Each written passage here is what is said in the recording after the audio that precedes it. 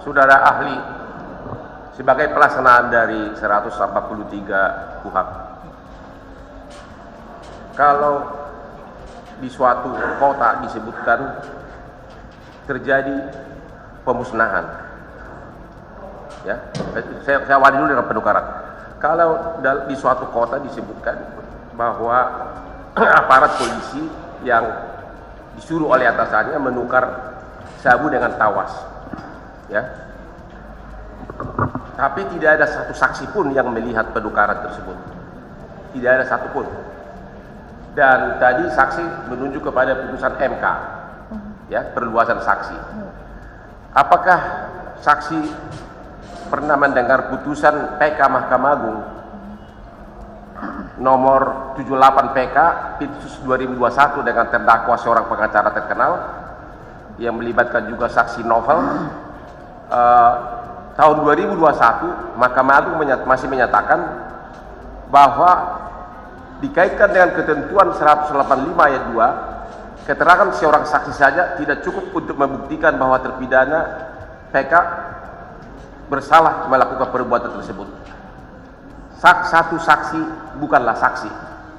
Itu kata Mahkamah Agung di tahun 2001 dengan putusan PK nomor 78 Pitsus 2021. Apa saksi masih setuju dengan ini? Iya.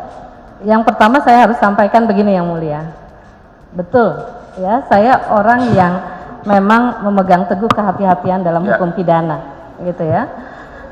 Dalam banyak diskusi Pak terkait dengan undang-undang KDRT, dulu saya selalu mengatakan bahwa asas unus tesis nullus tesis itu memang satu asas yang memang kita pegang teguh. Meskipun 185 KUHP memberikan ruang ketika satu saksi bersinkronan dengan alat bukti lain. Kita juga mengacu pada 188, dia sinkron, dia bisa membuktikan satu peristiwa pidana, maka ini menjadi satu bentuk pengecualian. Asal bukan saksi saja, tetapi ada alat bukti lain yang menjadi dasar untuk melahirkan petunjuk. Oke, gitu. Kalau begitu saya kasih contoh.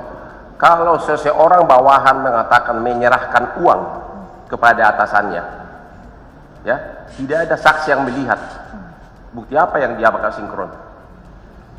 Saya tidak bisa menilai itu.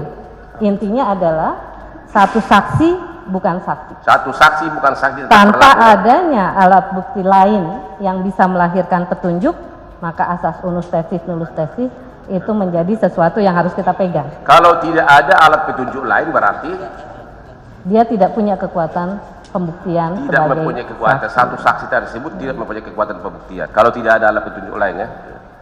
Pertanyaan kedua, tadi sesudah tawas tersebut katanya ditukar, sabu ditukar dengan tawas, dilakukan pemusnahan.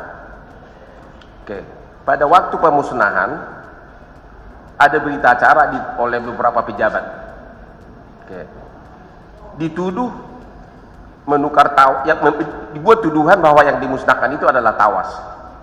Tapi dalam berita acara pemusnahan yang ditandatangani pejabat, disaksikan pejabat, yang dimusnahkan itu adalah sabu. Pertanyaan saya, apakah surat dakwaan itu tidak lengkap kalau tidak ada satupun saksi yang ikut menandatangani pemusnahan itu diperiksa sebagai saksi? Artinya dituduh yang ditukar itu adalah, yang dibakar itu adalah tawas atau yang dimusnahkan tawas, tapi saksi-saksi satupun tidak ada yang diperiksa di BAP, tidak ditanyakan. Baik, kalau kita bicara berita acara tadi ya Pak ya, jelas dia adalah alat bukti surat tadi berdasarkan ketentuan KUHP, gitu ya.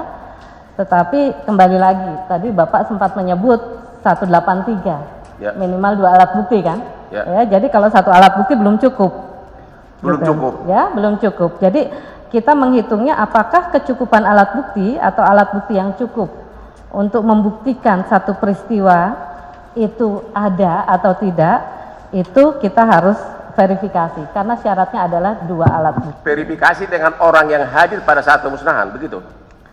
Saya tidak tahu spesifik tentang peristiwanya, tetapi kalau berita acara dan fakta ini yang dihadirkan. Apakah itu menjadi satu petunjuk atau tidak, tentunya harus didukung berdasarkan alat bukti yang lain. Makanya saya kasih makanya tadi contoh nyata, pada saat pemusnahan, berita acara ditandatangani semua pejabat yang hadir pada saat pemusnahan. Berita acara pemusnahannya diakui sebagai alat bukti. Tapi tidak satupun orang yang hadir pada saat pemusnahan tersebut di BAP sebagai saksi. Apakah itu membuat surat dakwaan tidak cermat, tidak lengkap karena terlalu prematur?